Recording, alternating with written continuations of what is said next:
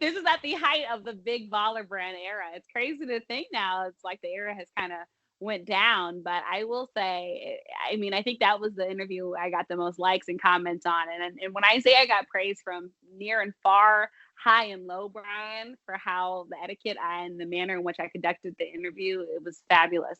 And I think LeBron was just great to talk with. And I think he was one that really pushed my journalistic element, where I had this perception of him that he was nothing like Brian.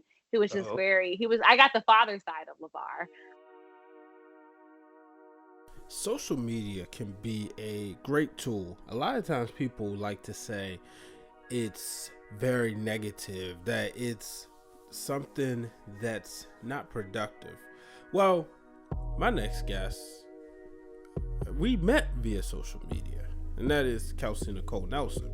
Kelsey and I met via Twitter and Facebook, and we eventually found ourselves working together on a regular basis as technically grew up in this business together. So it was only right that she is the first guest of Breaking Through Glass Ceilings. So coming up, Kelsey Nicole Nelson will discuss how she got into the business, her podcast Listening with KNN, and how she impressed Lavar Ball and more. So, ladies and gentlemen, here's my interview with Kelsey Nicole Nelson. All right, ladies and gentlemen, as promised, I have a special guest on today's episode, the very first guest on my show. And when you do a show like this, and you're switching up the game, you're jumping out of your comfort zone. You know, a lot of people know me for wrestling, but I wanted to get into something more inspirational. I had to bring on somebody who has been an inspiration to me, as well as a tremendous tag team partner, and as the one and only Kelsey Nicole Nelson. Kelsey, what's going on? Hey, Brian. Oh, I was just loving your intro. Thanks so much for having me on. I'm honored to be the first guest on your show with somebody that I've literally just grown with in this industry. So thanks for having me. Oh, thanks for being on. You know, let's see, we're working on 2000. We were on 4 years since we've known each other. It was the Oh my gosh, you're aging me, Brian. well, yeah, you know, it was Kobe Bryant's final game. Well, that was where we met in person. You know, we obviously met on social media, but his final game where he was in DC, which I found out that you was a fellow Lakers fan, so I knew you was good people's, Yeah, and as well as a Ravens and Orioles fan. But of so course. so we go back to there. Let's start right. Well, you know, before we get there to when you was doing work with the Round Ball Report, tell us what got you interested in journalism, because people may not know that you're a former basketball star. So you was a star on the hardwood, but what got you into journalism?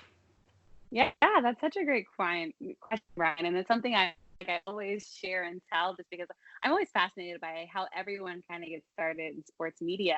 But for me, I think I was the best, Brian, at basketball on the hardwood. But in high school, in basketball and volleyball, I realized I was not going to go D1 or get a full scholarship for it. So the next best thing for me was covering the games, because I've always loved the games. And I was no stranger to journalism. I was editor in chief of my high school yearbook for 2 years, the first African American to do so at my high school. Very proud of that. And then I was on the newspaper club, and I was news managing editor. And I've just always loved TV and writing and reading. And I was always one of those kids that, I guess I was one of those weird kids that sometimes went home and I would run and go watch the newscast.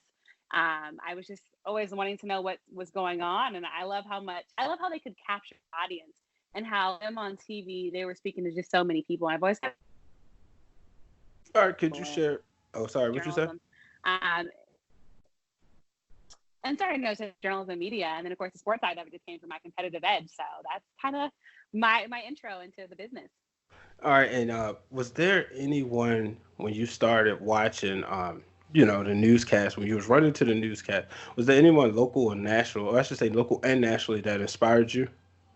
Yeah, so I was at a national level, definitely Oprah. I used to love the Oprah Winfrey Show. She's from Mississippi. My family is from Mississippi. She had roots in Baltimore. I'm a Maryland girl, so I saw a lot of her journey, and me. And she was also someone that had to overcome a lot of adversity. And I just thought she did it with such elegance and grace, and then went on to become one of the most successful people in media ever. So she was definitely one of the top ones Definitely always loved Robin Roberts as well. There's so many I could go on to say, but I think those two were kind of the biggest ones. And then on the local level, I mean, there's just Steve Buckhantz and hi. I mean, I could just go on and on with just the local sportscasters that I was watching, but I think the Black women resonated most with me. Your Jane Kennedys of the world, just because they were ones that I saw myself as, and I knew I could follow within their footsteps. Okay, cool. So then, after that, you make the transition from basketball. You realize you wasn't going to go D1 playing, but you Oh actually went to no. D1 school. You went to Yes. the flagship school for the state that we live in, and that's the University of Maryland. Shout out to the Terps. Yes. Um, Yes.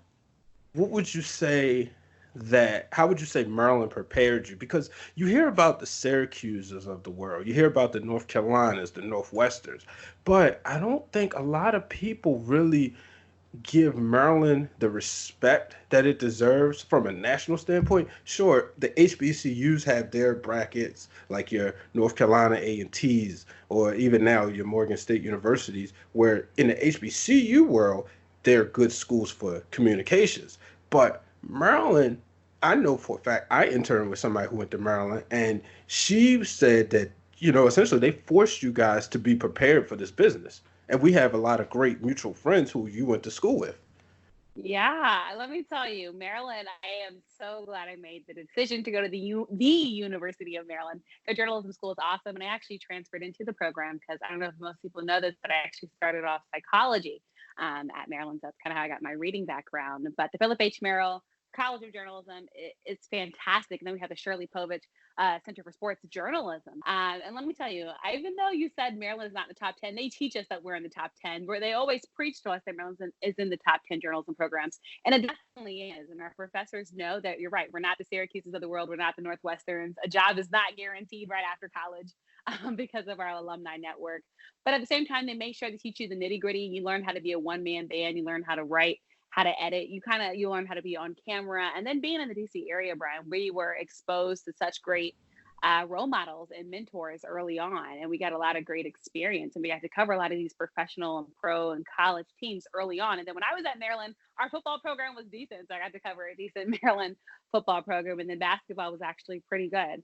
So it's actually covering teams, that were competitive, that were in national. People were always coming, and then also Scott Van Pelt, I think, was one of the ones that really put our sports journalism programs on the map. And you see, he is still the only solo Sports Center anchor, and has been repping that very well. And he's still one of the few people, I think, that watch every single Maryland basketball game and football game through the good and the bad times. But I will say, Maryland just teaches you what you have to do in the industry, and also prepares you for the adversity of the industry. They tell you that you're most likely going to get fired from a job in journalism. They teach you how to get the next job and the job after that. And then they really have small class sizes that connect us to our teachers. And a lot of us got our first jobs because of our professors in the business, and us kind of proving to them what we could do on the ground. So I'm thankful truly for everything that Maryland has done for me and gave to me. And I always say fear the turtle. And I'm always a happy Terp, Brian, except for when it comes to pay my student loan payments. But thankful for everything else from Maryland.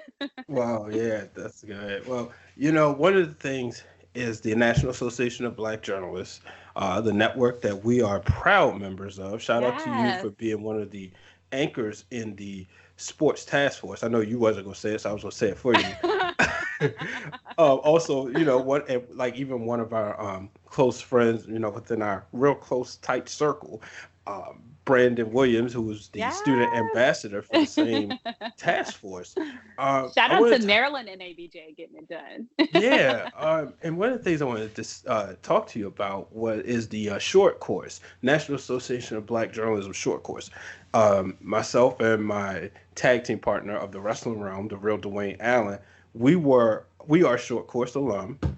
And then when Mm-hmm. you and I met and you told me, he's like, "Yeah, I did the short course." I was like, "What?" Oh, and the intensity. Talk about your experience at North Carolina A&T with the National Association of Black Journalism short course. Oh my gosh. So I will say the short course really showed me how to have tough skin in the journalism industry, Brian. I don't think I've ever shared this, but that was the first time someone in journalism made me cry. And it was Oh, you during gonna the tell short that course. public? I remember you telling me. I I didn't know. know you I tell the can't believe I'm public. saying that because everyone that knows it's hard for me. Very few people see my vulnerable side, but I will share that with you because you're a good friend. running your listeners. But I will say I needed it. It was, I mean, when I went to the short course, I thought I was invincible, Brian. Like, you couldn't tell me anything. I remember Mhm. I got chosen to do the weather report. Went out to be an anchor in the short course. I didn't get it, but I got to do, and it was my first time doing weather. And literally they gave me some harsh love, like, Kelsey, you were good at this, but this needs to be fixed. This needs to be fixed. And then quite frankly, they told me my look, I had to get my look together.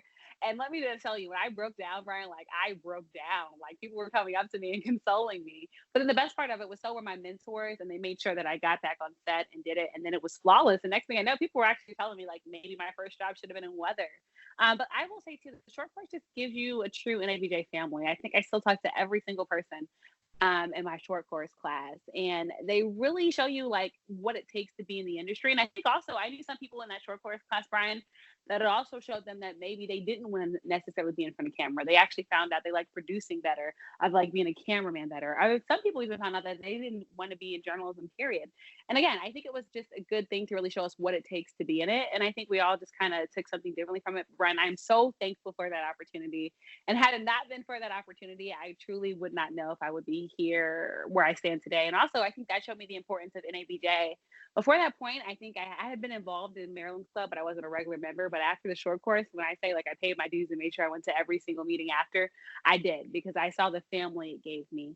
And just having experience with anchors and reporters who were award winning that gave their time to us, it meant a lot in the short 3 days that the short course was. So I'm thankful and to be a part of the NABJ short course family, Brian. I'm sad you weren't in my class. Well, it was a year. I think. What year did you come out? Or was you in the Oh my short course? gosh. I think it was 13 or 14. It would have been 14 then, because I was Okay, in you were 13? 13. Shoot, Yeah, so I so just missed you. I so just you was missed in you. there with Brianna Hamilton, No, okay, then maybe it was Brianna. 15. Then I'm Huh? old. Maybe I'm just forgetting. It must have been 15 because Brianna wasn't in mine. Okay, yeah, I because had she was. Ashley Wilson. I had Wilton Jackson. Do those names ring bells? You said who? Do you know Wilton Jackson? Via group chats. Okay, yeah, he's in Mississippi now with the Clarion Ledger, and then Ashley Wilson is actually here with Newsday. They were Okay, two. Princess Streeter was in my class, so maybe it was right. 15. Okay, yeah. I'm Well, just getting old, Brian, and forgetful. it's yeah, 'cause I was in 13, yeah, spring of 2013, and I'm glad you brought that up. One of the things I want you to kind of touch on, because I mean, you host the show, so you know how to transition well. Uh, you brought up the fact that it made you take the national chapter more seriously, Hmm. NABJ. Talk about your experience there, because you've been on some panels as well, and I just kind of want you to touch on the importance of NABJ. Especially, I'm gonna tell you this, and this is my show, and I'm not going to always take stabs at people. So this Hmm. isn't a dig, but this is just a clarification. One of the things I've heard from someone who was not a member was that at NABJ all we do is party, and Mm. they said that's what they had heard, or that was their perception. So I want you to, because it's one thing if I say it, but having a witness is always nice. So could you kind of like touch on that point, and how the short course reeled you into the bigger picture of NABJ? Sure. Oh my gosh. It's so crazy to me that someone would say that. But at the same time, I know in the age of social media, probably the posts and clicks and pictures that are getting the most views are when we party, but we work hard and party harder. But I will say NABJ is something that I have not seen, and I'm in a lot of different orgs and groups for communications and journalism and media, but it's the only group in org where I say I feel like I gained a family. I really gained some best friends from the experience. I've gained mentors from experience, and I've gained jobs from. You talked about being on panels. I was honored. I think I've been on two now, which is crazy for me to say, seeing that I've been a member, I think, for 4 years professionally. Hmm. And so this past year, I was on a Turner Sports panel, which was awesome. And that's a big shout out to one of my mentors, Sherrod Blakely, who's up in Boston with NBC Sports. And it Shout was out to really great. Sharon, Sherrod, man. and shout out to him being a great NABJ Sports Task Force president. He's just awesome, and really truly believed in me, and he nominated me for it. And then I was on the panel, and it was great, and I got to be on it with Dennis 3D Sky and Angel Gray, who are both just rock star sideline reporters, and moderating that. And then before that, I was on a NASCAR diversity panel, and I truly have to shout out Ron, who leads the NASCAR diversity for that one. And that's actually how I got on Sherrod's radar. Was from doing the NASCAR diversity panel, and kind of how I got introduced to NABJ. Now people kind of started to know me because I was that black girl that did NASCAR, and I kind of helped to integrate NASCAR and NABJ. And of course, now they're one of the big sponsors of the NABJ Sports Task Force through their diversity program that I was a member of interning with them in college. So NABJ, if you think it's just partying, then you're crazy. Like we've had just some of the most real conversations with NABJ. Some of them were tough love for members, and then also we've rose together. We've grown together. I think one of the things that NABJ got on the maps for was when Omarosa got called out during NABJ. Who forgot that? And then Charles Barkley was back in the news for the way he spoke to a female reporter. He also did that at NABJ and was also in the news for that. So we get on our own. Yeah, I think we was right near each other. We were both there. We were in that room. So we get on our own for that, but also we learn lessons. No other time do you get to be with your Rob Parkers of the world, your Stephen A. Smith, your Jamel Hills, and just literally get to touch them and tap them and get mentoring advice, get to sit with them in panels, get to go to lunch with them, and just truly be in a room where people want to uplift you, help you grow, and really challenge you to be better. And then also the career fairs. So many have gotten jobs from that. I think right now NABJ is in the news because CBS Sports, they hired a good amount of sideline reporters from whom they met at NABJ convention. And now they're trying to help with their diversity on the bench, which I think is huge. And it's another to the work that NABJ does. And another reason, honestly, why I'm proud. And the convention every year, there's a lot of conventions that go on, but NABJ, Brian, every year is always my must-have. But I have one must-have convention. It has been NABJ, and that's for the exact reason. And each year I grow and learn something new. From those older and younger than me. And now I am with NABJ Sports Task Force Mentoring Program, and I have a mentee, Annalise Bailey, who was up here actually in the DC area, being a rock star intern for USA Today Sports. So it just kind of shows you how it goes full circle. Amen. I'm one of the people who got a job from there. Shout out to Aaron Hilton, who was one of the people who I talked to, who was working at ESPN at the time and helped me make that transition, because he was one of the production assistant representatives in 2013. Excuse me. And another thing about NABJ, what I always want, and you can help emphasize this, seeing as you're not only in journalism, but you're also in PR, media relations right now as well, right? That it's more than just journalism. It's any media that, Black people do or are a part of. Right. It's bloggers. You have your Robert Littals of the world, right, with Black Sports Online, who is now with TMZ Sports. You said it, your PR people. I've met so many PR people who, one, they help me get stories, and I'm back here in DC and get leads and get people for my show listening with KNN. Then you said it, you have your producers, you have all your back end stuff. But even on a communication side, a lot of communicators will go, because as communicators, you have to get your story out. And who best to get it than from journalists? And we actually even have communicators membership. We have professional membership. So we have broadcasting professionals who are in college ranks and high school ranks teaching journalism on collegiate and secondary education levels. So it's really, truly everyone that kind of touches journalism comes. And I think even some people just come to be spectators to see what's happening, what's going on. And even media sends media to come out and cover the events because they just know the power of NABJ and what goes on. So when I say that they're trailblazers, they are truly trailblazers. I think back to Detroit, Brian, and just what it meant for the city of Detroit for NABJ to come there. Of course, Detroit is still kind of rebuilding from their economic downfall, and for NABJ to be there and have the type of panels they had, to get journalists and to have tough conversations, to have the bad boys back together, right? Like just so many things happening, I think was just the power of NABJ. And it's just, we continue to be a support system for each other. We continue to call journalists and media organizations out when they're wrong, right? The topic of diversity that continues to come up since Africa still are disproportionately represented in the newsrooms. So, I mean, I can just go on and on praising it. I feel like I sound like I'm a representative for NABJ, Brian, but it's truly all from the heart. That I'm speaking, because I've been a witness, and I think this year is something powerful because of the power of NABJ. Do you remember who was it that lured you in? Ooh, that's a good question. I am really thinking back, and I don't know if I can give one name, but I will say I will try to shout out the whole short course, because I'm telling you, like, as soon as I got back from the short course, I was like, all right, like, it's time to take this serious. I need to officially become a member. And it was not until after the short course that I started going to the national convention. Got you. So let's move on. Fox Sports 1340. Here's the story, folks. When I moved back from ESPN, moved back from Connecticut after working at ESPN, moved back to Baltimore. A good friend of ours, Glenn Thomas, shout out to Glenn, and we Yeah. had the wrestling talk show. But he had just earlier that year, 2015, around May or June, became the sports director for Fox Sports. And he and our friend Corey were covering the Wizards playoff games, and he was getting content for the radio. So me, fresh off the social media team, still wanted to apply a lot of what I was doing. Glenn gave me the Fox handle. Next thing you know, he told me we had access to games. First game I attended, as I said at the top of the show, Lakers, Wizards in DC. That's where I meet Kelsey. And we went to the next game we went to, you remember, was the following Monday night, was the Cowboys Yeah. and Redskins game. So at the Cowboys Yeah. Redskins game, me and Kelsey, we see each other again. We talk for a little bit. We both get back to working.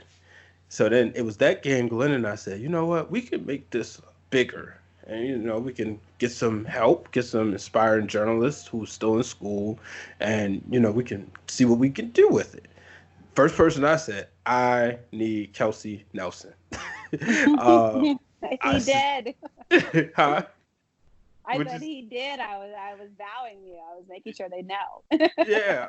We was True communicating story. through text just about like the business and stuff and sports. But like I said, that was you remember the Ravens weren't so great that year. So, a lot of venting. Hey, it got us to where we are now with the greatest quarterback in the league. Exactly. But I remember I said, I need Kelsey Nelson. I think that she can, we can all like work together and do something special. Next thing you know, we're doing all these videos, which you can find on YouTube, which that chapter is not over. And I'm gonna just leave them with that, Kelsey. That chapter is not over, right? I Yet. love See, that. one of the Story things you continues. did was you, after you did, like I said, we did the Fox Sports thing, but one of the things you did as you were coming on to Fox was you was one of the, amongst some of the pioneers on Periscope and just kind of going live, whether it was post games or during, just talking about a trending topic. So, can you talk about that and how what it took for you to prepare to do those things? Wow, Brian, pioneers is such a strong word. But I will say, honestly, I have to give cahoots to you and props to you just because I think you were one of the ones that pushed me to do more live videos. And let's be honest, people seeing is believing, right? People want to see you live from where you are. A picture is worth 1,000 words, but I say a video is worth 5,000. Just because so much is going on with the moving pictures, and then people can really see you in your element, and then you're just flowing. And I love Periscope too, because I think it was one of the first video platforms that really allowed you to interact with your viewers and your listeners, where you're doing a broadcast and you can see what they're commenting. Right, they give you hearts for the likes. They can ask you questions. You can answer live. And then it just kind of allows you to be more flexible and have more fun. And then also, then you don't have to wait till you get a video done and get it edited to get it up. You have it right there, right live, and then it posts right to your timeline. So I loved Periscope for that. I think Twitter was great for introducing Periscope. I know people still use it, not as popular now as it used to be when it first came out, because there's so many competitive things, but nothing better than people seeing you just in your element, Brian, doing what you do, doing your broadcast, and then following along with you so you can tell your story. Yeah, the thing is, people wanna. The thing is, oh, you talked about the. I wanted to go touch on what you said, like a lot of different elements out there.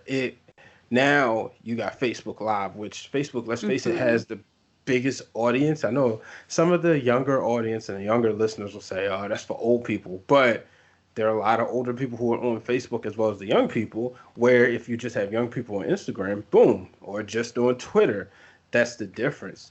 But also, after you were doing that, you was doing this while graduating from college, and talk about your experience at Georgetown. And can you give a comparison to your experience at Maryland? Obviously, it's different because you're going Sure. into your master's versus your undergrad, but Right, right. No, that's a great question. And so, yes, I am truly Miss DMV when it comes to being born and bred here, going to Maryland.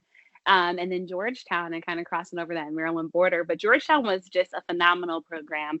I did the sports industry management program. I focused on communications, strategic marketing, and digital media. And the program was just fantastic. It was 3 semesters, but it was 3 of the best semesters of my life. I think most people I went to school with, I still am in contact with, and most work in the sports industry now. So best believe if I need something, whether it's a lead to a story, whether it's through the group I'm on, the nonprofit group I'm on the board of, whether it's helping to get them merchandise for our annual auction. The Georgetown program truly lets you know what it feels like to be in the sports industry market. Journalism was great at Maryland, and I really learned the media side. But then I think now the sports industry marketing degree I have in NPS, the other side. So I think I know how to better interact with PR. I met PR. I know the business analytics of sports. I just know so many backside things. And also, I also be more flexible with my career. Let's be honest, Brian, in today's world, especially living in the DMV market, you need multiple streams of income. And so I think the Georgetown program really allowed me to hone in on my PR skills and sharpen my communication skills, where now I'm a jack of all trades, a master of many. Where I'm able to do just so many different things and really elevate my brand. I'm able to promote myself. A lot of that I learned at the Georgetown program. And then also, I don't think it's any arena where I've been in, Brian, where someone was not connected to that Georgetown Sim program that I was able to say hello to or, just connect with and kind of expand my base and my range. And now with Georgetown, I'm back in the program. I'm doing capstone advising. I have a student right now, Trevina Bennett, who's just awesome, and she's completing the Georgetown program. And so basically, I'm helping master students just kind of complete the program and complete their senior thesis project papers. And I will say, Georgetown helped me to get my first teaching gig, Brian, that you know about. That I'll start in the spring with Doral College. So Georgetown really helped me sharpen my back end of sports industry side and really knowing what it's like to work in sports. Let me tell you, working in sports is it's a no sleep competitive market, but I wouldn't have it any other way. But then also really helped me hone in on my leadership skills. And I think really got me on my more professional teaching career side, where now I'm kind of in academia and looking forward to starting this new chapter. But it was a different feel and vibe. Doing media, I wasn't editing things, Brian, at Georgetown. I wasn't really writing stories, but I was learning the ethics of sports. I had a professor that was the top lawyer for the NCAA, right? So we talked a lot about the concept of paying student athletes, and of course that's in the news now. But I don't think you think about a lot of sports ethics side when you're in the journalism side of it, because you're just thinking about getting the story out and getting to your viewers, telling the story. But I will say the Georgetown program I'm thankful for, Brian, because I think it gave me a sharper edge over journalism, because I have background and extensive knowledge in the sports industry that kind of goes deep. And it has not steered me wrong, Brian. There's never a dull day when you say you have a degree from Georgetown. So you get your degree from Georgetown, and now there's a moment where you say you want to create a podcast. And, of course, one of the things I said to you is like, hey, you want to do it, make sure consistency. Well, yes. If people do like I do and subscribe on Apple Podcasts, they will see that you have 120 episodes of Listening with KNN. I have to ask you this question. The title of the show is called Breaking Through Glass Ceilings with Brian H. Waters. What was the moment you felt that Listening with KNN broke through the glass ceiling?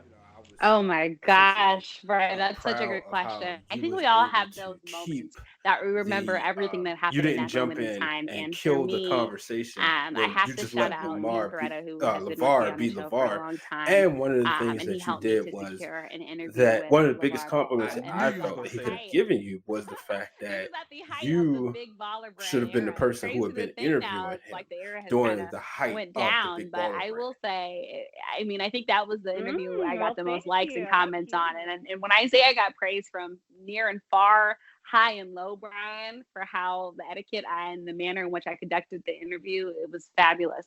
And I think LeVar was just great to talk with. And I think he was one that really pushed my journalistic element, where I had this perception of him that he was nothing like Brian. He was just I got the father side of LeVar.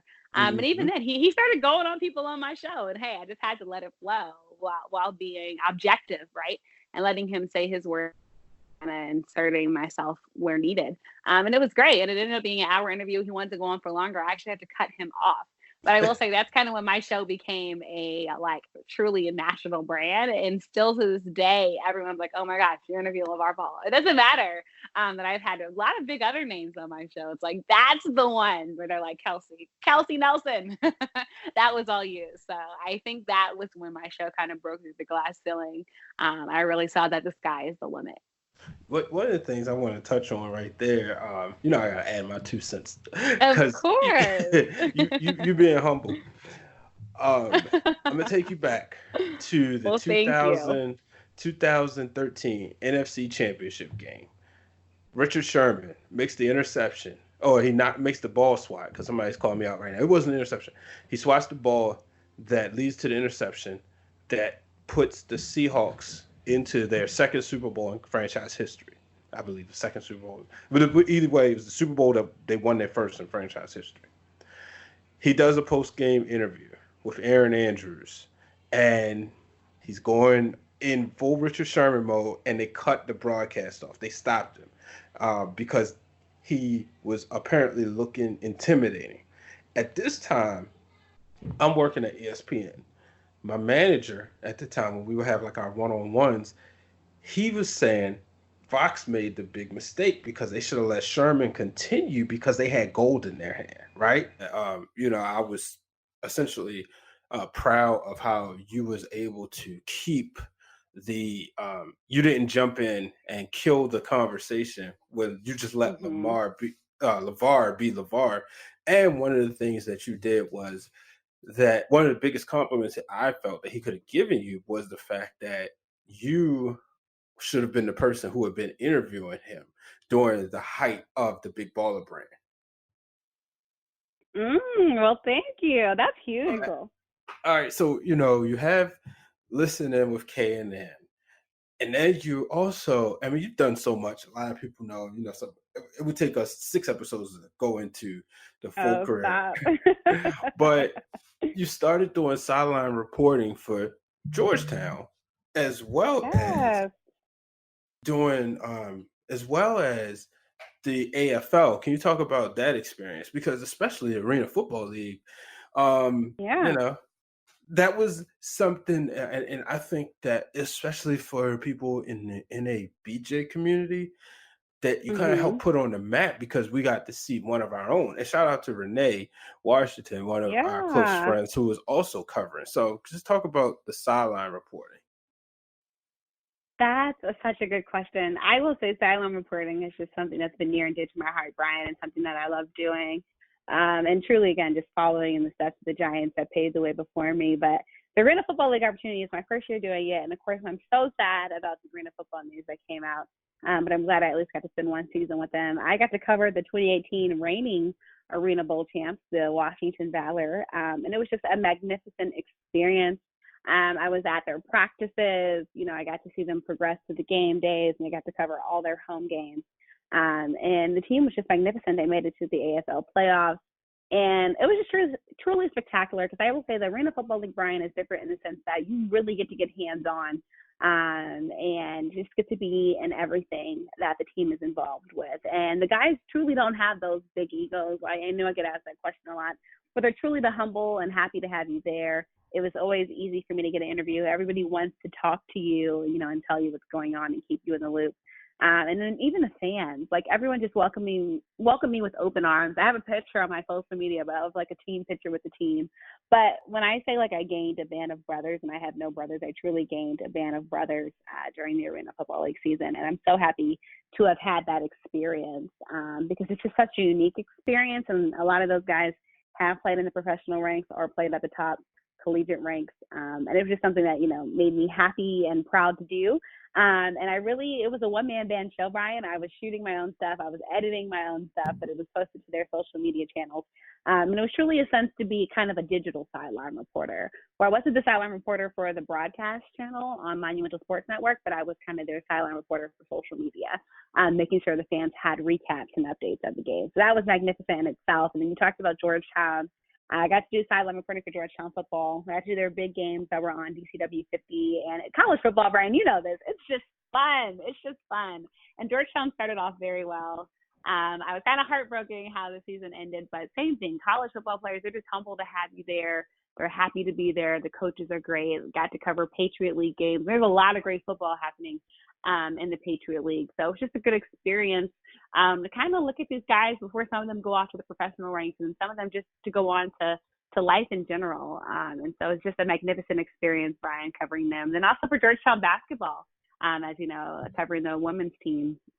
Deanna White was fabulous last year.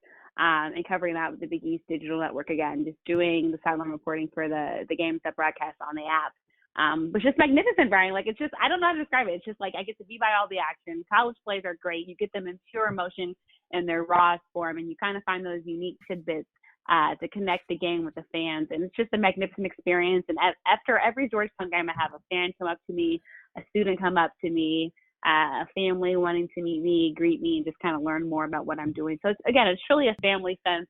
And I wouldn't have it any other way, Brian. Like Georgetown, not only being a student there and an alum there, and now part of their broadcast family, like I wouldn't have it any other way. And I'm learning so much each and every game, and just trying to continue to grow as a sideline reporter. Okay, cool. So, and can you talk about, if you can, if you can't, we'll cut it out, the transition to education as well as what you're doing, now, because you're outside of, well, I should say alongside of listening KNN, you also work in the education field, but you're also still doing like media public relations. So can you talk about that? Sure. So it's so funny to me, but I feel like when we're growing up, Brian, many people always say, what do you want to be when you grow up? When you grow up, and they expect a one-word answer. It was never that way for me, Brian. And just the way I grew up, I think I went to about 10 different daycares. I'm a Boys and Girls Club baby. Grew up at the Boys and Girls Club of Greater Washington. Shout out to the Germantown branch. But I've always kind of loved kids and giving back. And in college, I was very involved in education. I was in the America Reads, America Counts program, so I was a math mentor at Templeton Elementary School in PG County. I was in the Rawlings Undergraduate Leadership Fellows program, where my focus was education. And as a pageant queen, as Miss Teen African American Maryland and Miss African American United, education was always kind of my platform. Just because, as you know, there's a huge discrepancy and there's huge educational inequalities that exist between Black children and white children. So I've always wanted to close the education gap just because I knew I was able to kind of break through and kind of find success, but that's not every child, especially children that have a background like me and you, Brian.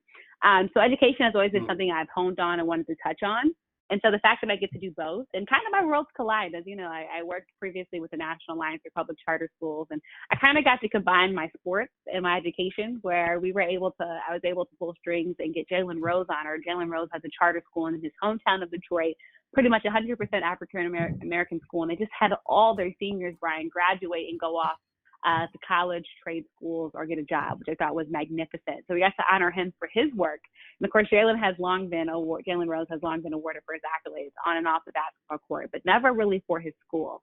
So I kind of got to tie those two strings together to show how we had African American leaders leading African American students. And now with America's Promise Alliance that I'm with, it's great. Because again, I'm still in education. I'm using my media contacts to get us coverage of stories. We have a campaign, Every School Healthy, that kind of ties in sports. We just honored Tim Fincham, who was one of the previous PGA Tour commissioners, at our Promise Night. And he started, I don't know if many people know about the First Tee program, but he helped to initiate that. And the First Tee program helps introduce minority communities to the game of golf. And as both of us know, Brian, the game of golf is very expensive. So Indeed. The First Tee program kind of helps close those gaps. Kind of like Hockey is for Everybody program, kind of helps close those financial gaps and make sure that we have the game of golf in all communities. So it's great, Brian, having the educational side, because again, I think I love sports, but I'm a big proponent of student athletes. And the student part is where the education part comes in. And you need something to fall back on. As much as we all love watching sports, we also all know retired players. It doesn't go on forever. And Brian, my favorite quote is from Oprah Winfrey, who I told you is one of my idols and role models. It's education is the key to unlocking the world, a passport to freedom. And the reason why that quote is one of my favorite quotes out there is just because I think education is the one kind of equalizer that will kind of bring us all more to a better place as a country and as a whole. And right now, I think the reason why we see the gaps that we see is just because there's a lot of bad schools out there. I'm trying to hopefully help close that gap and make sure kids just have a quality chance at education, because as we know, if you have a good education, kind of your prospects on life are better, and hopefully that they'll go on to lead long, healthy, successful lives. So I'm excited, Brian. It's been a great journey to kind of work in sports and education and combine the two. And I'm excited to see what's next for me. And for you. You're doing a lot too with the multi-job thing. You're trying to be humble, Brian, but you're another one. And you get it. You know that it's not just one job. You know, you're a man also of many talents and trades and tricks. And you get it. And you're working kind of in education, medical part of it. So I think we're both just trying to change the world, Brian. We're not people to be limited.